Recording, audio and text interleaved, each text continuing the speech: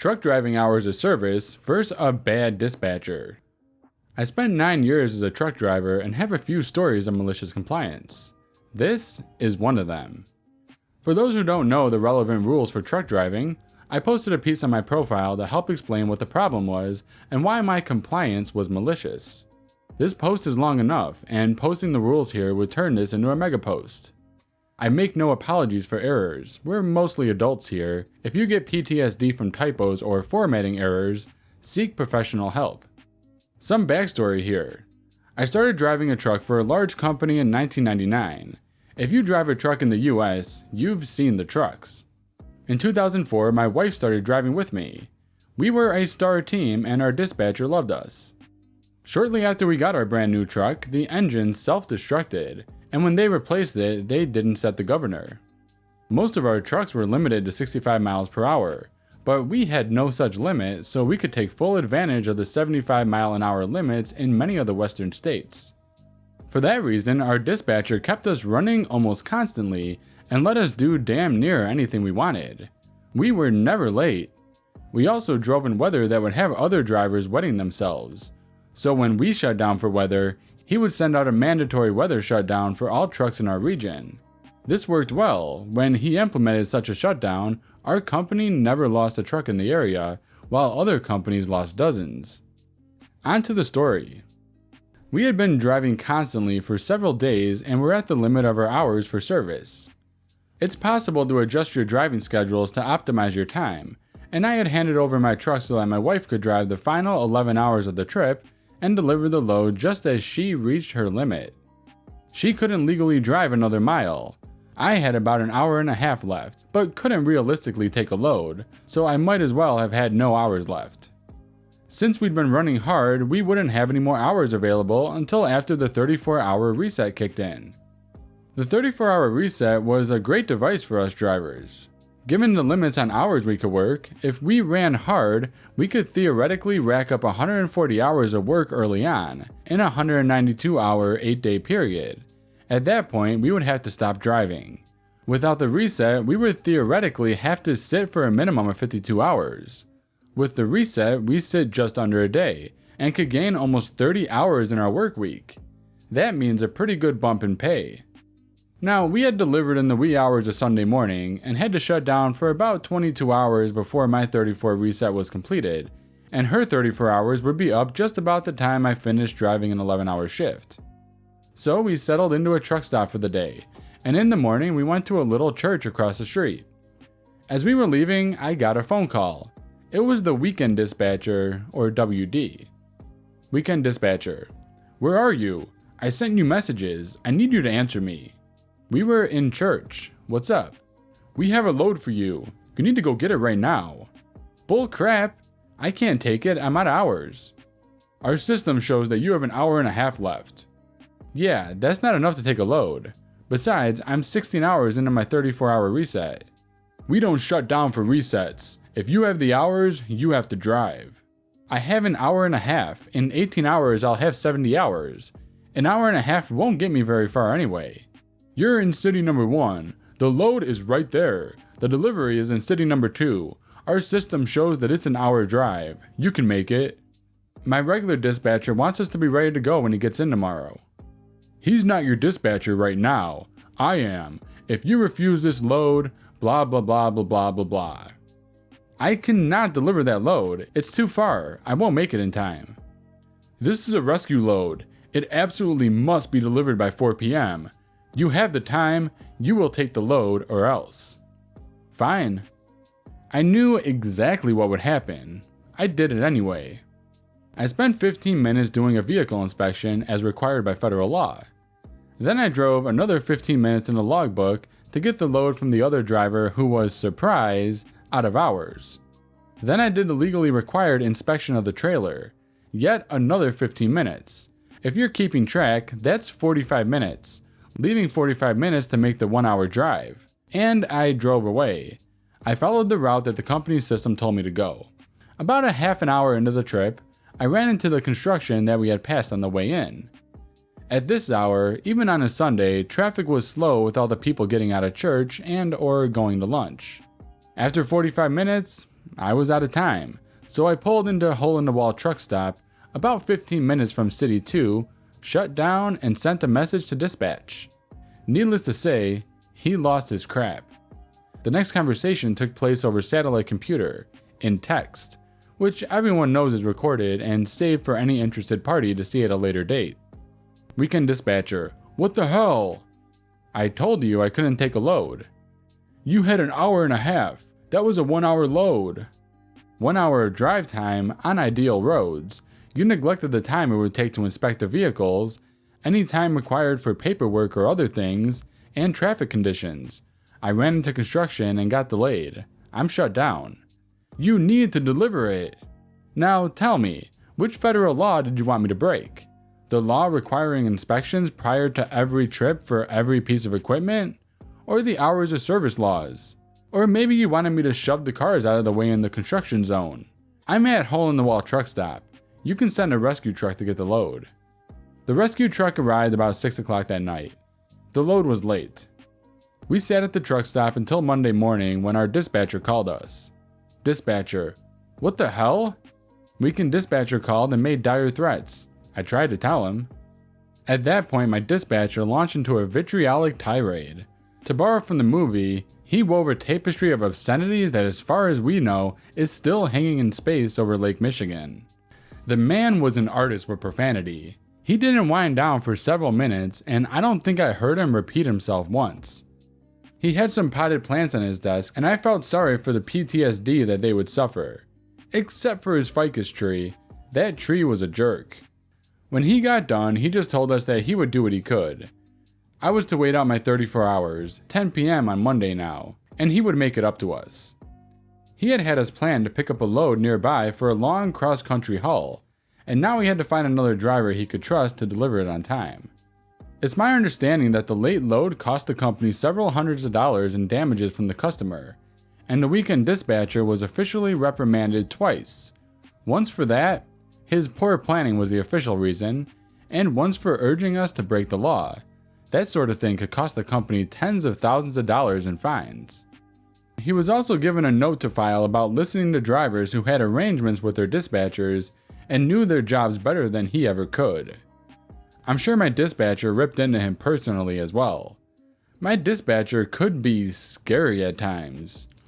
That Thursday, the entire fleet received a message that official company policy had been updated to account for the 34-hour reset rule.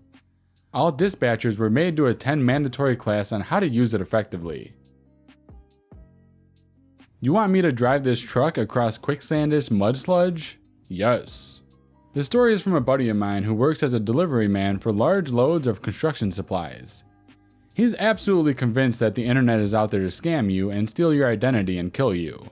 Therefore, I had taken it upon myself to spend 30 minutes convincing him he's in no danger sharing this through my account and posting it here. My buddy, let's call him TD for now, as he's a truck driver. He works for Do What the Company Says Incorporate, which distributes contractor supplies. He drives the trucks that deliver different loads of materials.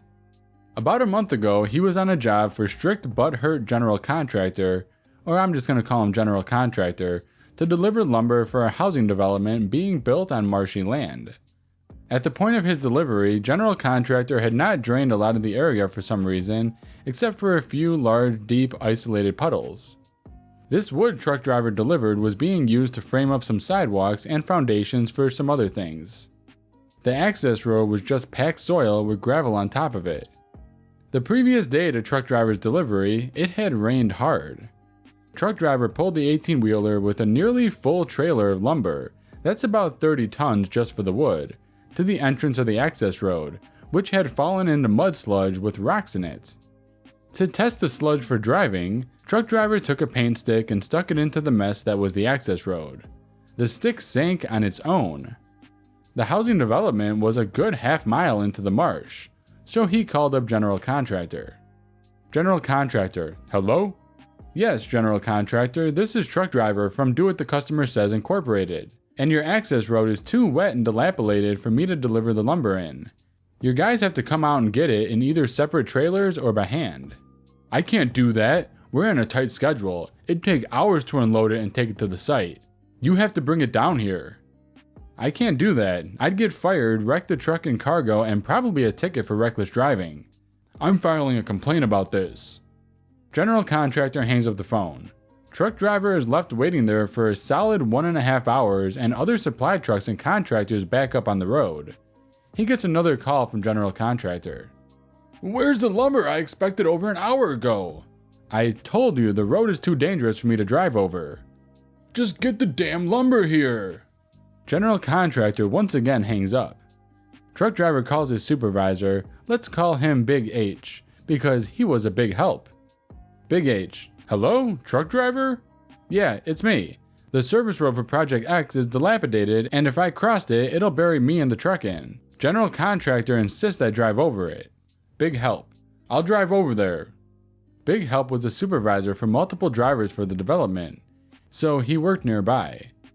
It took 30 minutes for him to get there with 2 more angry phone calls from general contractor, and the line of contractors getting longer.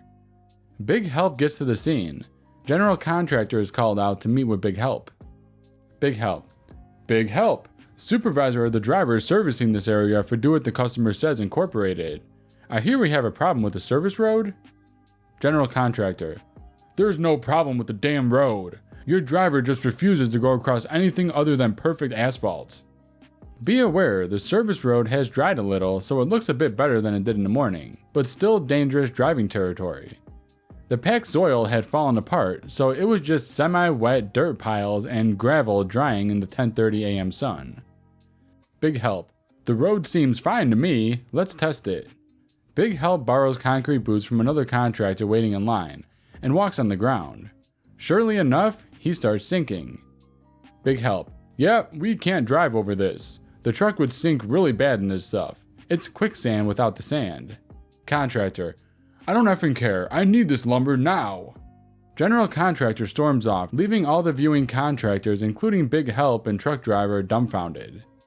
The trucks are Do What the Company Says property. However, the trailers and cargo are often rented or borrowed in the name of the contractor that subcontracts us.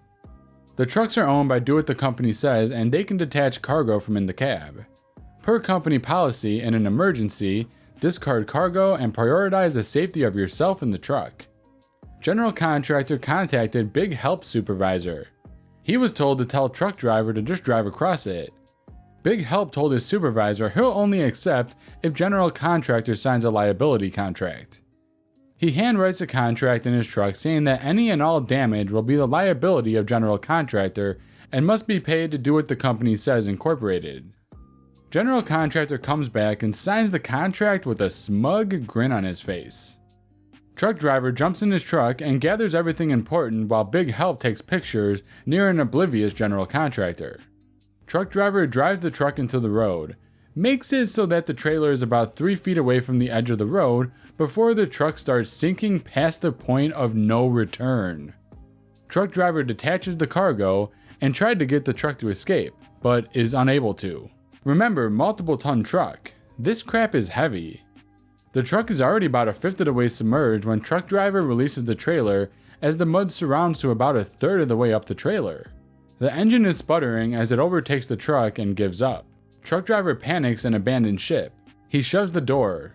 Nothing. The mud is too deep. The window makes it 2/3 the way before the battery gives way to rising mud flood. Truck driver has his G.I. Joe instincts kick in and smashes the rest of the window out and claws his way out of the truck.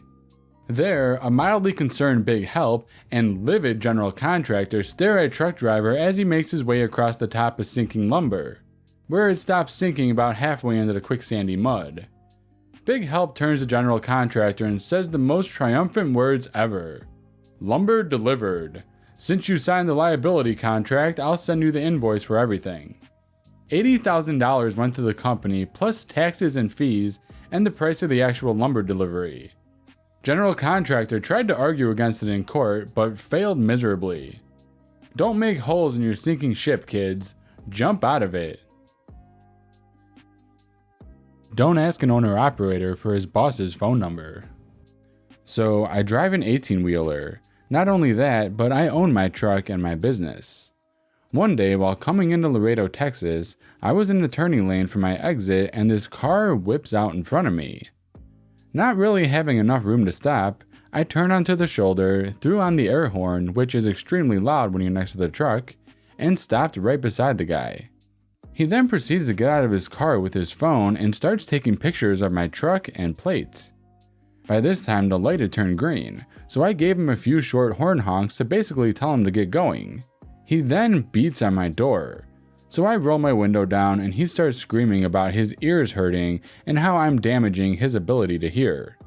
He then demands that I give him my boss's number and my driver's license number so he can call it in and report me and have my job for this.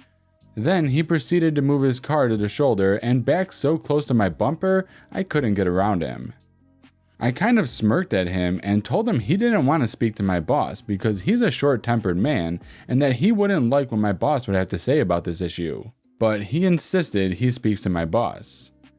I also told him if he wanted to call me in, all he needed was the numbers on the side of my truck since it's assigned to me. I gave him my cell phone number and watched as he laughed while speaking each number as he dialed. I see his number pop up on my phone mounted to the windshield. He couldn't see it from his angle, and tried to hold in my laughter. I let it ring for a minute and he's getting impatient. The whole time traffic is going around us. I finally pick up the phone and answered it.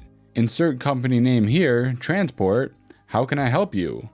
His face turns beet red. He proceeded to yell at me some more and tells me this isn't over because now he has my number. Yeah, dude, so does about 100,000 other people. So what? A week later, I get a phone call from a number I didn't have saved in my phone. I had forgotten about the incident, but thought it might be a broker or a customer. I answer the phone and this lady chirps up. Turns out it was his mother and she wanted monetary compensation for her son's troubles. I asked if she knew what had even happened and she tells me some story about how his bumper was damaged by my truck and that he was scared to talk to me because me driving an 18-wheeler was intimidating to him. Being a smart owner, I have a camera in my truck, and I dump all my truck's footage onto my hard drive, so I asked her if she could receive videos over email. She said sure, but wasn't sure what I was about to send her. I spend a minute or two looking through the hard drive on my laptop and find a video of the incident and send it to her. While still on the phone, I can hear the audio playing as she watched it.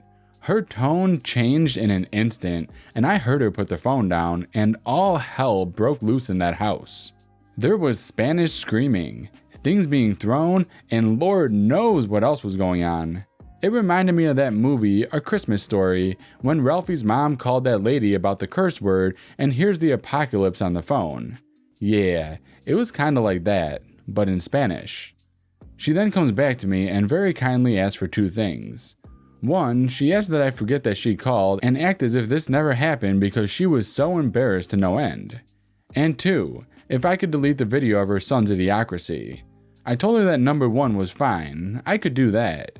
But as far as number two, I would not delete the footage, but the only way anyone other than me or her would see it is if it was needed for a court case. She bid me good day and hung up the phone. Hey, you made it to the end. If you enjoyed this video, give it a thumbs up as it helps me out big time. Also, if you're new here, subscribe for daily videos. See you in the next one.